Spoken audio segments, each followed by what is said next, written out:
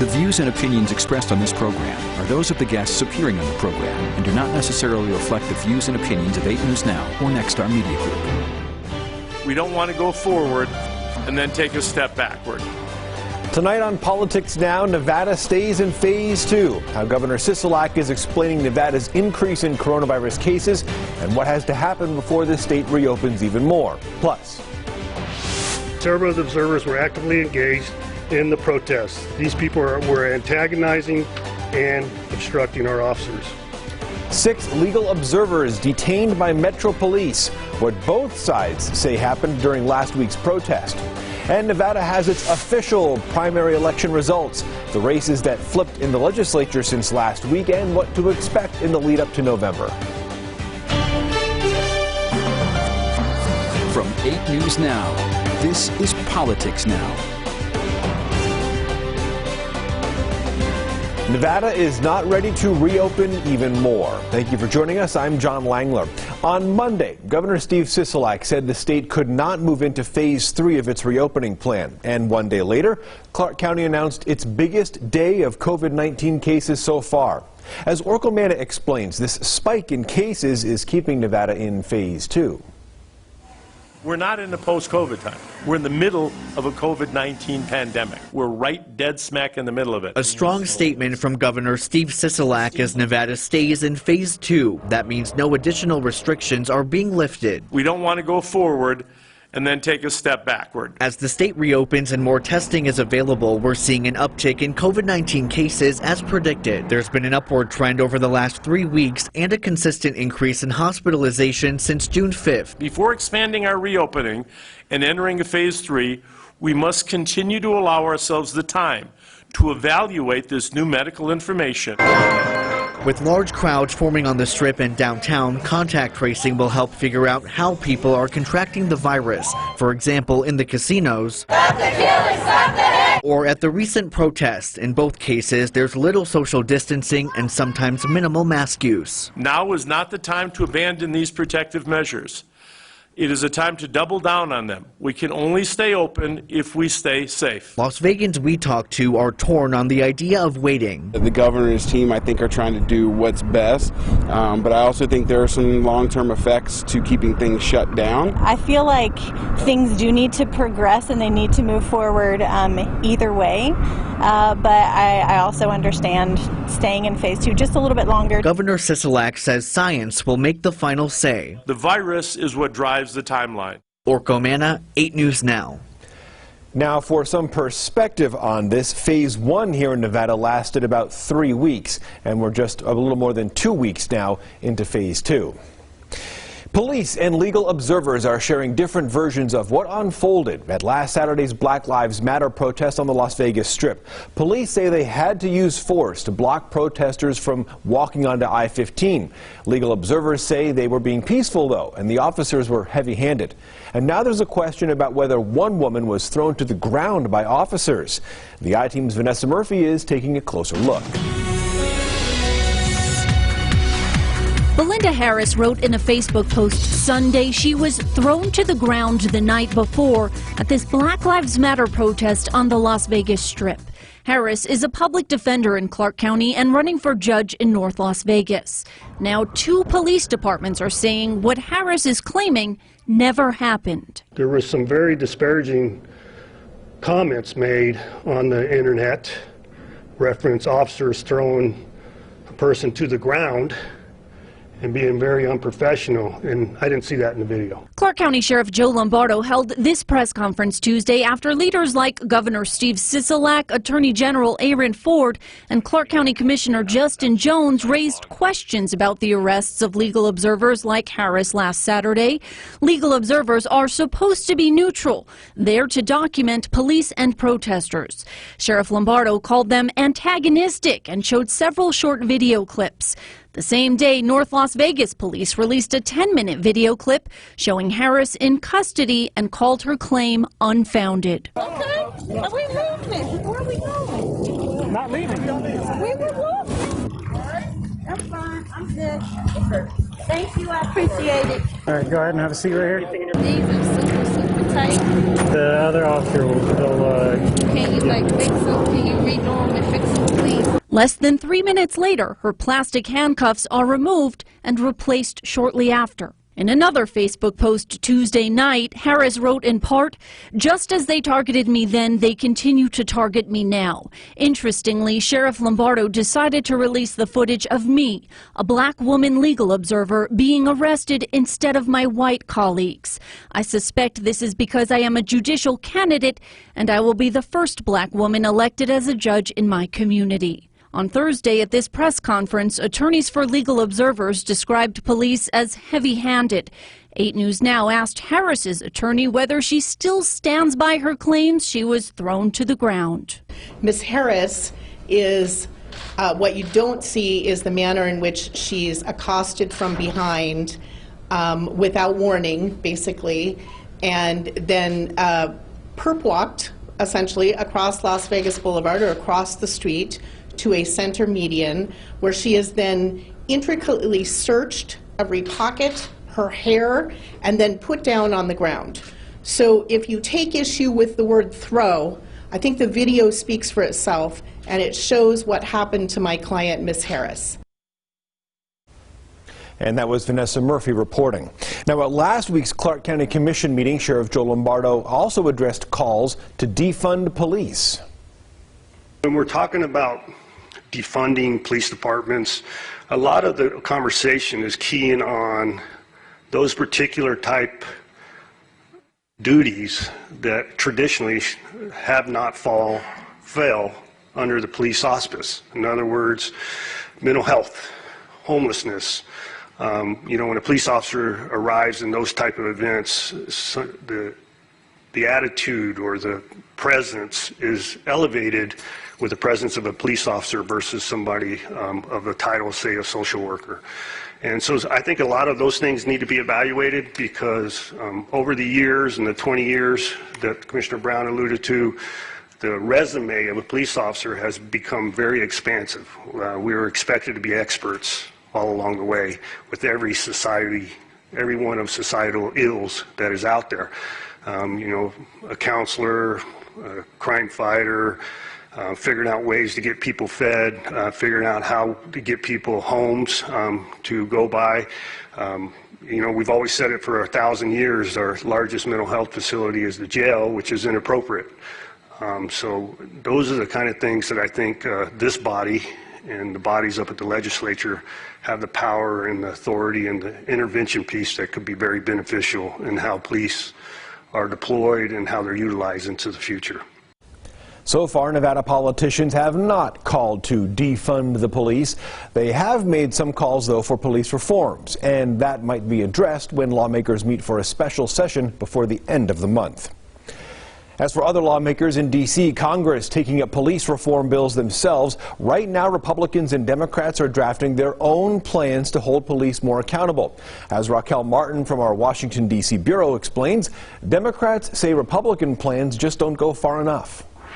Just look with those cold, hard eyes as he took the life out of that man. With the image of the officer who killed George Floyd now seared into his mind. Something I'll carry for the rest of my service in life. Illinois Senator Dick Durbin called on Republicans to join Democrats in adopting bold changes to stop police abuse. This is our moment. How many more people have to die in our streets to get us there? Tuesday, Democratic senators insisted their Justice and Policing Act is the best choice to deliver changes protesters around the country are demanding. The time should be now for us to make bold change, or we will be back here again. But most Republicans caution the Democrats' plan goes too far. Iowa Senator Chuck Grassley says he's sticking by the GOP bill. Abuses must end. And pointed to his state as a model for addressing the problem on its own. It brings additional accountability to Iowa's law enforcement officers by creating stronger restrictions on the use of chokeholds. Republicans will unveil their plan on Wednesday.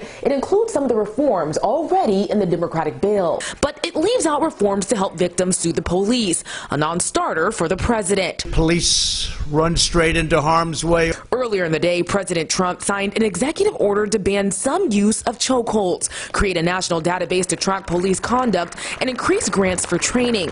Democrats say the executive order does not go far enough and are hoping to gain more bipartisan support for their plan. In Washington, Raquel Martin. Republicans say qualified immunity reform may be off the table moving forward. Next on Politics Now, it is on to November. We're going to have some of the final election results from the primary coming right up.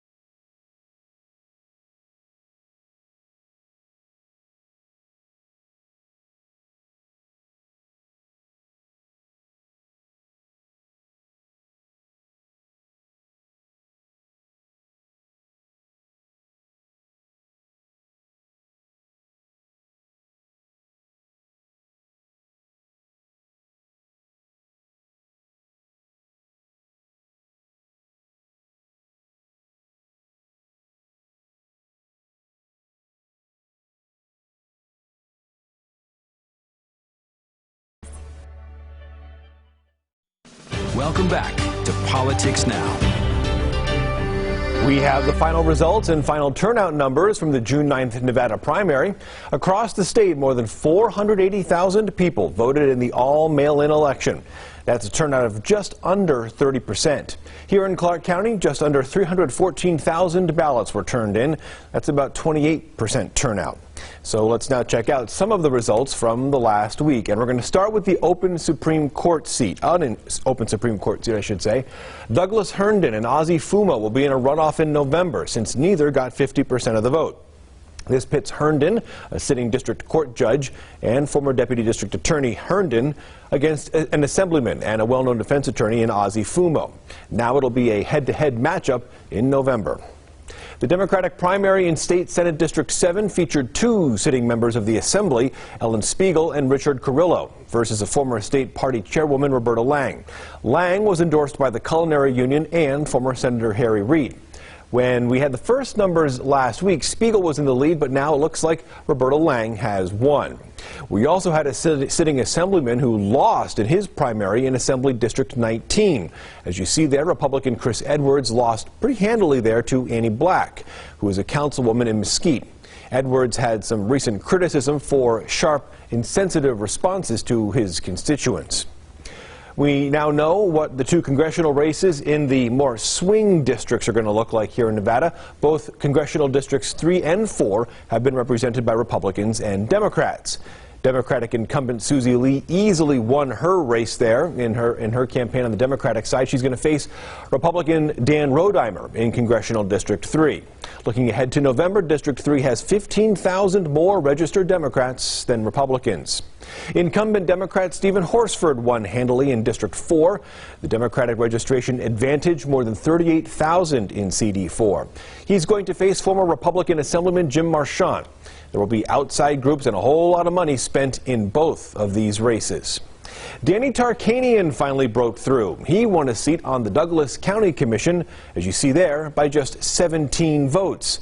Tarkanian had lost 6 previous attempts at political office. stepping down. The reason Las Vegas Councilwoman Michele Fiore gave for resigning as mayor pro tem. We'll have that next on Politics Now. Plus, the U.S. Supreme Court ruled to uphold DACA. I'm Alexandra Limon in Washington. Coming up, I'll tell you why that doesn't provide a permanent solution for these young immigrants.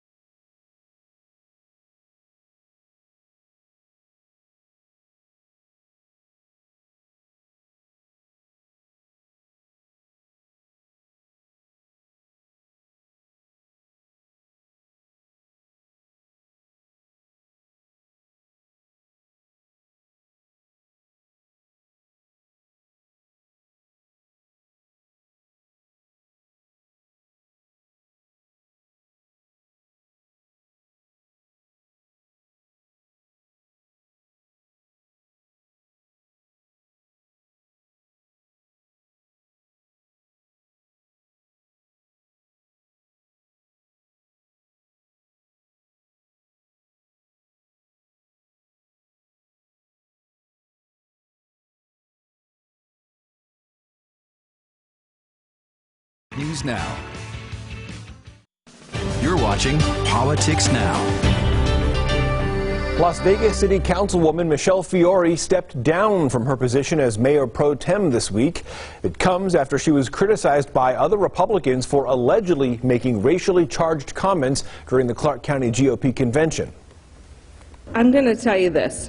We've had a lot of rhetoric and no resolve.